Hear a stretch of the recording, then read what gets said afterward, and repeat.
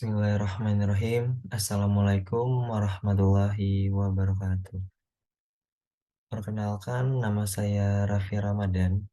Saya ini mahasiswa semester 7 dari kelas B1.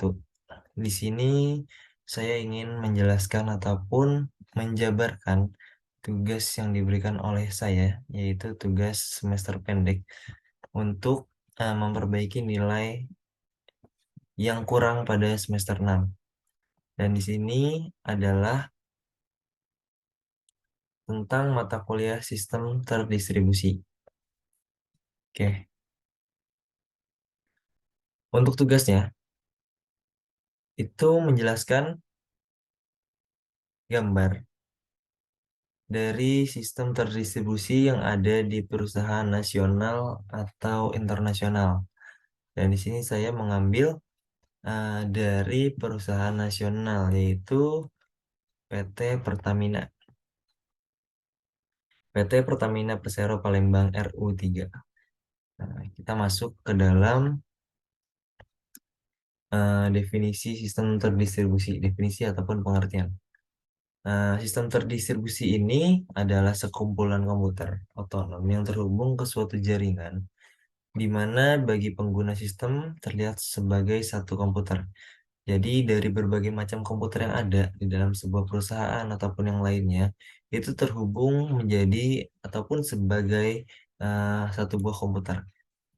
Komputer otonom disebutnya komputer otonom. Kemudian ada penjelasan lain juga terkait sistem terdistribusi ini. Jadi sistem terdistribusi yang kedua itu adalah kumpulan komputer otonom yang dihubungkan oleh jaringan dengan software yang dirancang untuk menghasilkan fasilitas komputerisasi. Terintegrasi dianggap oleh pengguna sebagai satu sistem komputer tunggal. Nah, kemudian karakteristik dari sistem terdistribusi ini adalah adanya jenis komputer yang berbeda dan cara komunikasi yang berbeda juga tanpa diketahui pengguna. Karakteristik lainnya yaitu bahwa dalam sistem terdistribusi, pengguna dan aplikasi dapat saling berinteraksi secara konsisten dan dengan tampilan yang sama kapanpun dan dimanapun mereka mengaksesnya. Kemudian ada penjelasannya, aplikasi dapat berjalan secara bersamaan pada prosesor yang berbeda, di mana karakteristik lain ataupun pengaksesan hardware dan software dapat dilakukan secara bersamaan. Hal ini dapat menyebabkan kesulitan dalam mensinkronisasi semua perangkat yang terlibat. Itu. Kemudian dari sistem terdistribusi ini memiliki 3 infrastruktur. Yang pertama itu jaringan komputer, yang kedua berbagai perangkat keras dan perangkat lunak, dan yang terakhir ini adalah user yang saling terkait di dalam sebuah jaringan tersebut.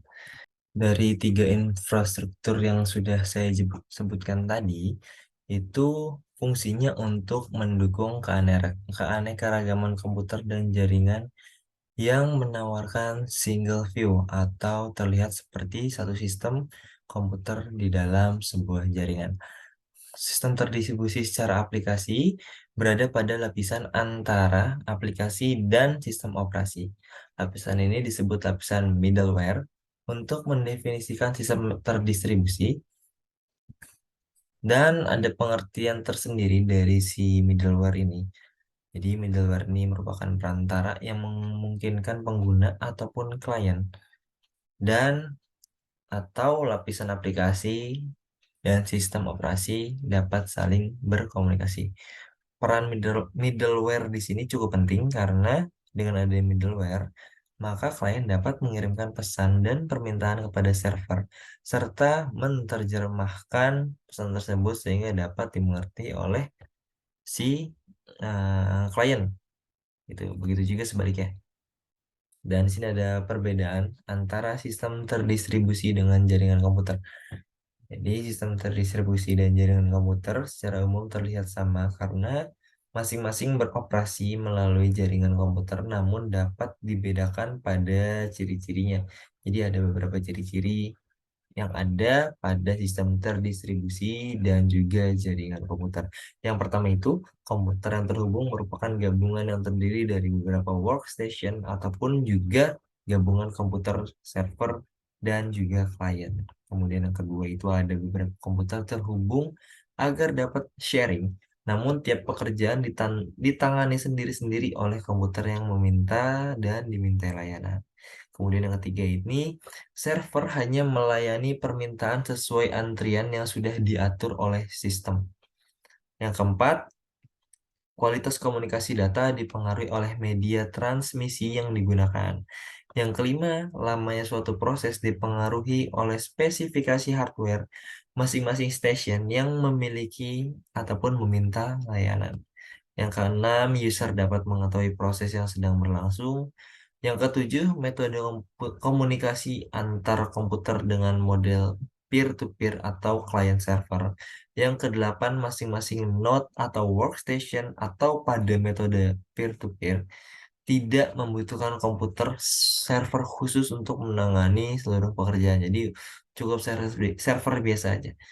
Kemudian yang kesembilan ada antar node bisa saling bertukar file atau resource yang dimiliki sesuai keinginan atau permission atau permintaan yang diatur oleh pemilik komputer. Dan yang ke-10 masing-masing user di setiap workstation atau client sadar akan proses yang sedang terjadi apabila ia meminta layanan atau mengirimkan data ke server. Dan itu kurang lebih dari ciri-ciri jaringan komputer atau perbedaan dari sistem terdistribusi dengan jaringan komputer. Itu. Nah, kita masuk ke ciri dari sistem terdistribusinya nih.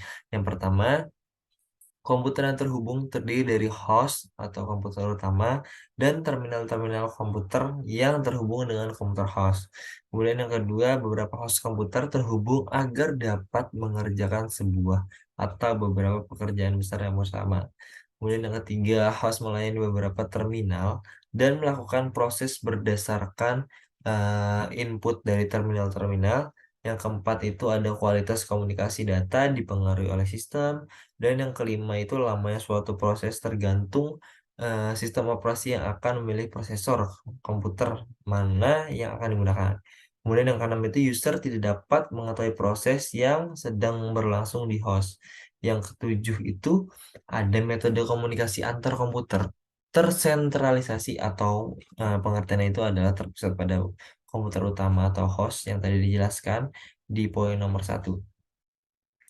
Dan itu adalah kurang lebih dari ciri sistem terdistribusi. Kemudian kita masuk ke manfaat dari sistem terdistribusi ini sendiri. Jadi manfaat dari sistem terdistribusi ini ada 5. Yang pertama itu ada data sharing, itu mengizinkan pengguna untuk dapat mengakses data yang sama.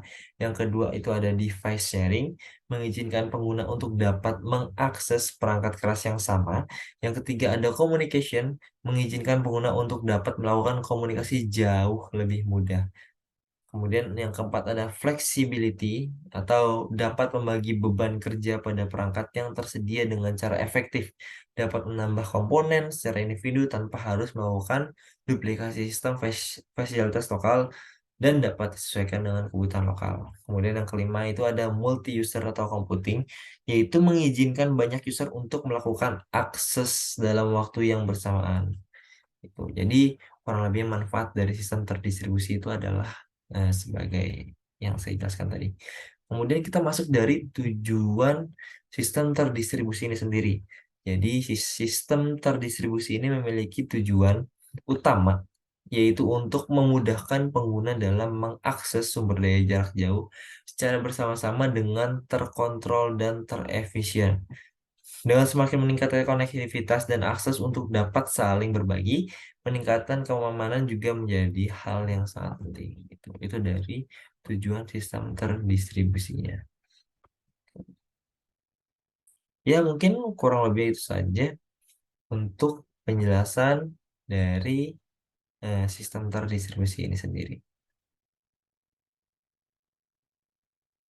Nah, kemudian di sini yang kedua ada analisis sistem, yaitu pada tahap ini akan dijelaskan mengenai analisis sistem yang berjalan.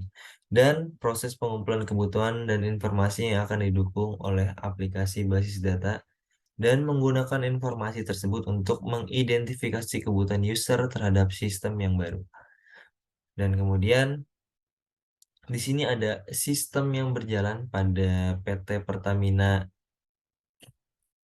Persero Palembang RU3. Yang pertama itu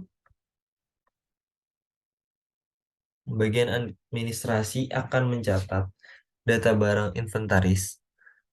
Kemudian supplier dan karyawan yang ada pada PT Pertamina Persero Palembang mencatat pada sebuah buku pencatatan dan pada lembar kerja Excel. Gitu. Jadi di sini dapat kita artikan bahwasanya untuk pengkomputerisasian ini belum rata karena si pihak administrasi ini masih mencatat secara manual barang-barang inventaris itu. Kemudian yang kedua itu untuk pemesanan barang inventaris. Jadi bagian administrasi akan membuat surat permintaan terlebih dahulu.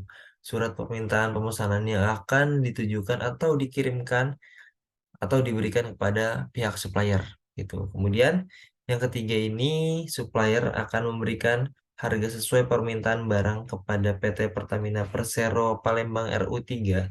Kemudian PT Pertamina Persero Palembang RU3 melakukan transaksi pembayaran kepada supplier. Kemudian yang keempat itu karyawan menerima barang inventaris sesuai dengan pekerjaan yang akan dilakukan pada PT Pertamina Persero Palembang RU3. Kemudian selanjutnya yang terakhir itu dibuatkan sebuah laporan jumlah barang inventaris. Isinya itu berarti tentang data barang yang dibeli dan juga data barang yang dipesan.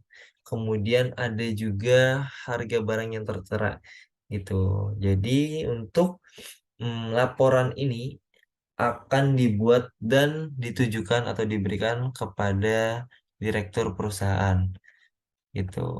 Dan di sini ada diagram dari proses pemesanan sampai dengan pemberian laporan kepada direktur.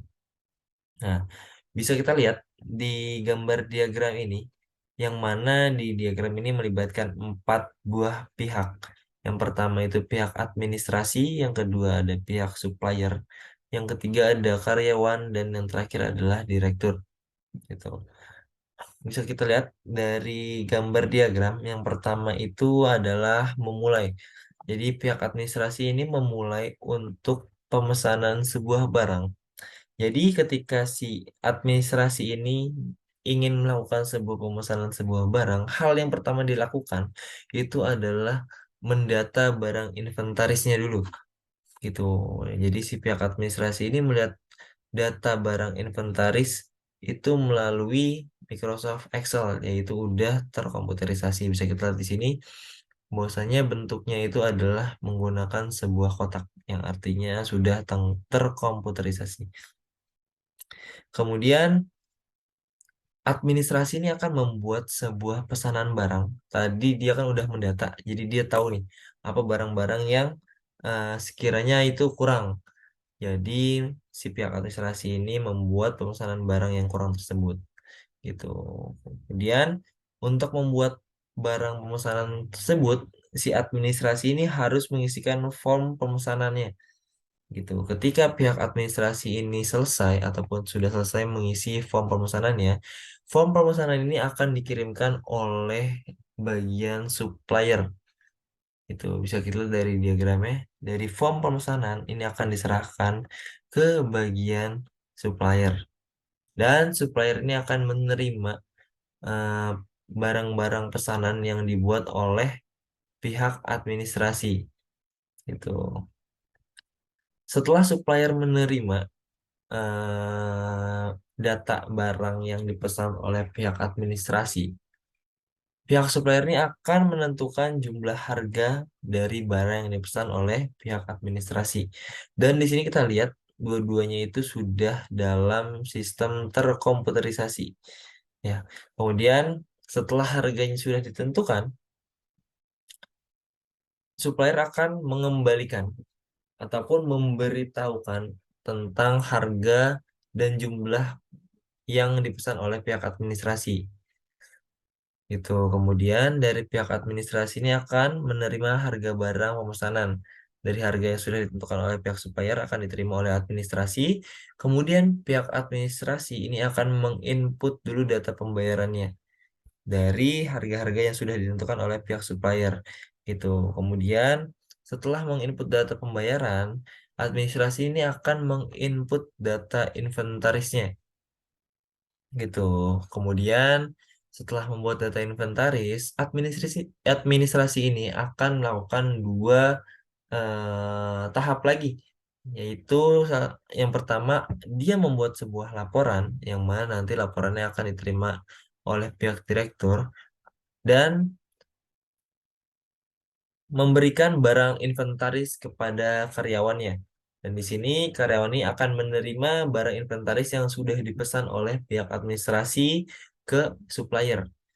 Nah, dan kemudian pihak karyawan ini akan mendata barang yang diterima dari pihak administrasi dan karyawan ini akan membuat sebuah laporan inventaris barang yang mana nanti akan diterima juga oleh bagian direkturnya. Gitu. Jadi sama-sama diberikan ke bagian direkturnya dari pihak administrasi dan juga pihak karyawan. Pihak administrasi ini akan memberikan sebuah laporan pemesanan barang inventarisnya, kemudian si karyawan akan membuat laporan inventaris barang yang diberikan oleh pihak administrasi. Jadi si direktur ini akan menerima laporan barang yang sama gitu. Kemudian kita masuk ke arsitektur sistemnya. Basis data terdistribusi adalah basis data yang disimpan pada sejumlah komputer yang terletak pada beberapa lokasi. Basis data seperti ini banyak digunakan di bank yang memiliki sejumlah cabang di berbagai kota dan melayani transaksi perbankan yang bersifat online. Dan di sini ada diagram dari arsitektur sistem pada PT Pertamina Persero RU3 di daerah Pelaju Palembang. Nah, di sini disebutkan bahwasanya seperti bank-bank. Nah, digunakan di bank yang memiliki sejumlah cabang. Nah, di sini ada beberapa komputer. Yang ini cabang-cabang. Yang mana nanti cabang-cabang ini akan terpusat ke tengah dari sistem basis data terdistribusi inventaris barang ini gitu. Jadi masing-masing kebutuhan ini ada di berbagai komputer yang ada di masing-masing cabang ini gitu. Jadi dari segala macam keinginan akan tersalurkan melalui cabang ke inti sistem dari basis data terdistribusi ini gitu. Kemudian yang selanjutnya kita masuk ke rancangan dari sistem. Pada rancangan sistem, ini akan dijelaskan gambaran secara umum dari sistem basis data yang akan diimplementasikan dengan model desain data flow diagram atau disebutnya DFD. Kemudian bisa disebut dengan Entity Relational Diagram atau ERD serta rancangan interface system. Gitu. Kemudian selanjutnya kita masuk ke data flow diagram, yang mana pendekatan analisis secara terstruktur menggunakan data flow diagram atau diagram alir atau disingkat DFD atau DAD, menggambarkan aliran arus data di dalam sistem. Berdasarkan hasil analisa, penelitian gambar arus data terhadap sistem yang akan direncanakan. Kemudian yang selanjutnya ini ada diagram konteks. Di sini ada pengertiannya bahwasanya diagram konteks adalah diagram yang menggambarkan sumber dan tujuan data yang akan diproses, menggambarkan alir arus analisis dan perancangan basis data terdistribusi. Gitu. Dan di sini juga ada gambarnya nih, dari alur data, analisis dan perancangan basis data. Gitu. Yang tadi saya jelaskan bahwasanya di sini karyawan ini bertanggung jawab atas data inventaris atau data detail inventaris yang diberikan oleh pihak administrasi. Gitu. Kemudian dari pihak administrasi ini bertanggung jawab atas data supplier, data karyawan, ataupun data pembayaran. Gitu. Dia menerima tiga data ini. Jadi data karyawan yaitu tentang barang-barang ataupun data-data yang telah dipesan dari pihak supplier. Kemudian si administrasi ini bertanggung jawab tentang data supplier yang isinya itu tentang pemesanan barang-barang yang dibutuhkan oleh pihak administrasi atau pihak PT Pertamina Persero ini tersendiri. Kemudian ada data pembayaran dari barang-barang yang sudah dipesan ke pihak supplier yang mana nanti akan diberikan ke pada bagian direktur. Gitu. Kemudian di sini ada supplier juga yang mana tadi kurang lebihnya sudah saya jelaskan di bagian administrasi, yaitu ada data pemesanan, ada data detail pemesanan, dan juga ada data pembayaran. Dan supplier ini paling dekat berinteraksi dengan pihak administrasi. Itu. Kemudian selanjutnya kita masuk ke dalam bagian entity relationship diagram atau bisa disebut dengan IRD. Entity relationship diagram ini ataupun IRD adalah diagram yang menggambarkan hubungan antara entitas dengan atribut penghubungnya. Entity relationship diagram ini diperlukan dalam perancangan file yang akan digunakan dalam sistem. Karena dari entity relationship diagram atau IRD ini dapat diketahui beberapa file yang digunakan dalam sistem gitu. Dan di sini ada lagi diagram ataupun gambar dari si IRD ini atau entity relationship diagram yang mana dijelaskan di dalam diagram ini memiliki sebuah keterhubungan gitu. Di sini ada pembayaran yang isinya ada dari ID pembayaran, ada tanggal pembayarannya, ada ID pemesanan, ada total pembayarannya, dan ada sisa pembayarannya. Tuh. Kemudian dari supplier ini menerima pesanan, yaitu ada ID pemesanannya, ada ID suppliernya, ada tanggal pemesanannya, ada total pemesanan, dan status pemesanannya. Gitu. Kemudian nanti si supplier ini memiliki ID supplier, nama supplier, alamat supplier, nomor telepon supplier, dan email supplier. Setelah barang yang dipesan, ini masuk ke dalam detail pemesanan yang sudah dilakukan oleh pihak administrasinya, yang mana isinya itu antara lain adalah dari ID pemesanan, ID barang inventaris, ID pemesanan lagi, kemudian ada jumlah pemesanannya, ada harga dari jumlah pemesanannya dari setiap barang yang dibutuhin oleh pihak administrasi, kemudian ada subtotal dari pesanan yang diperlukan oleh pihak administrasi, dan juga di situ tertera dari harga-harga barang yang dipesan oleh pihak administrasi, dan yang terakhir ini ada inventaris dari data pemesanannya. Kemudian dari data inventaris ini, detail inventaris ini berisikan tentang ID inventarisnya ini terkait barang-barang yang udah dipesan ya. Kemudian ada ID pemesanan juga, ada ID dari detail pemesanannya, kemudian ada jumlah inventarisnya atau jumlah barang pesanannya. Kemudian si inventaris ini akan diserahkan kepada karyawan, yang mana karyawan ini menerima dimulai dari ID inventaris, kemudian ada NIK, dan ada total inventaris yang diterima pada setiap karyawan.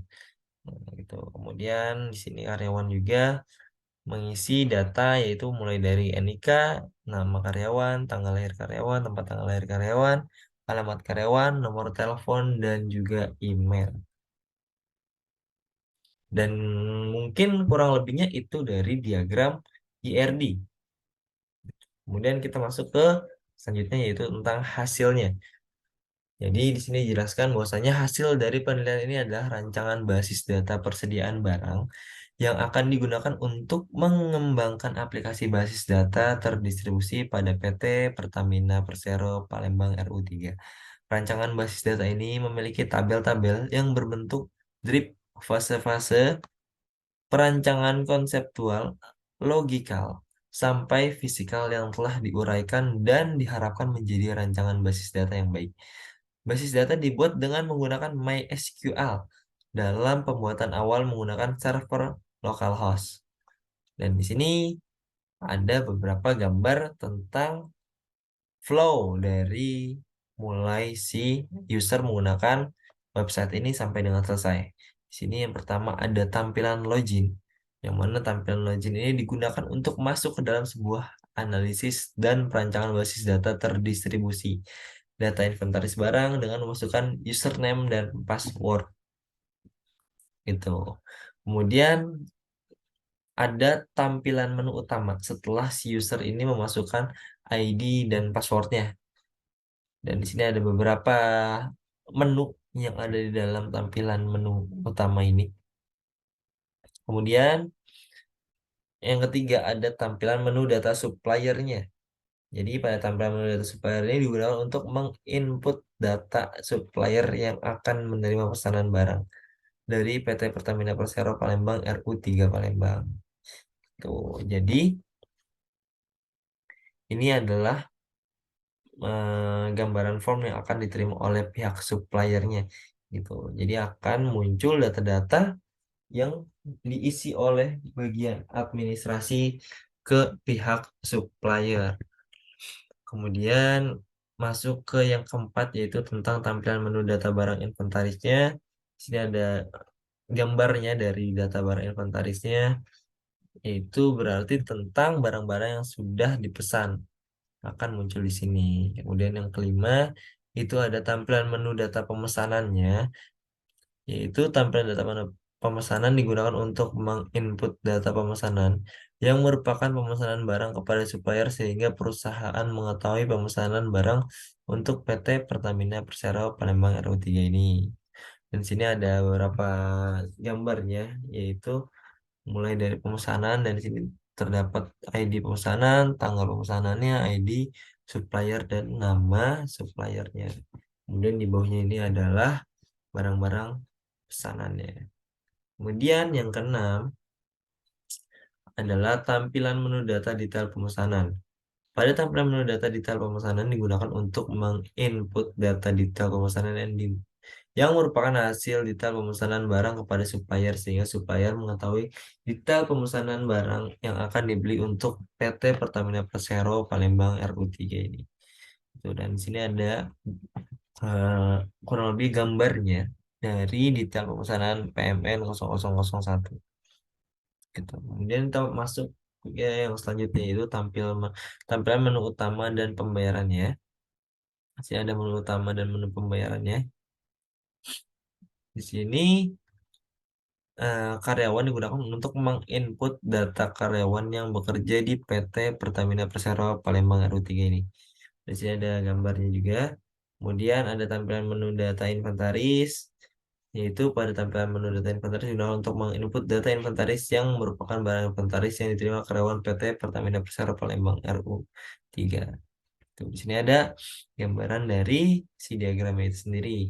Kemudian ada tampilan menu data detail inventaris.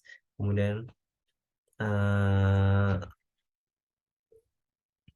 pada tampilan menu data detail inventaris ini digunakan untuk menginput data detail inventaris yang merupakan detail barang yang diterima karyawan pada PT Pertamina Persero Palembang.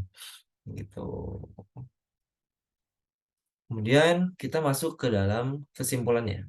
Jadi berdasarkan hasil pengamatan yang telah dilakukan mengenai analisis dan perancangan basis data terdistribusi, data inventaris barang pada PT Pertamina Persero ini memiliki simpulan menarik, yaitu berupa bahwa yang pertama itu ada analisis dan perancangan basis data terdistribusi data inventaris barang membantu dalam pengolahan data inventaris karyawan agar lebih akurat dan cepat dalam proses pengelolaan data inventaris. Kemudian yang kedua, ini ada data pemesanannya yang dihasilkan oleh barang inventaris yang akan dibeli pada supplier sehingga perusahaan mengetahui mana saja barang inventaris yang telah dibeli terhadap supplier. Kemudian yang ketiga ada data inventaris barang yang dapat dari setiap data karyawan. Kemudian ada beberapa daftar pusaka di situ gitu. Mungkin kurang lebihnya itu saja yang saya dapat jelaskan tentang tugas yang diberikan kepada saya yaitu sebagai syarat perubahan nilai ataupun tentang semester pendek ini sendiri gitu. Saya harap dari apa yang telah saya jelaskan ini dapat membantu orang-orang atau teman-teman yang melihat video ini nanti. Tuh. Eh, mungkin hanya itu saja yang dapat saya sampaikan. Ya, ini seputar tentang sistem terdistribusi PT Pertamina Persero Palembang RU 3 gitu. Kurang lebih mohon maaf. Wabillahi taufiq wal hidayah. Wassalamualaikum warahmatullahi wabarakatuh.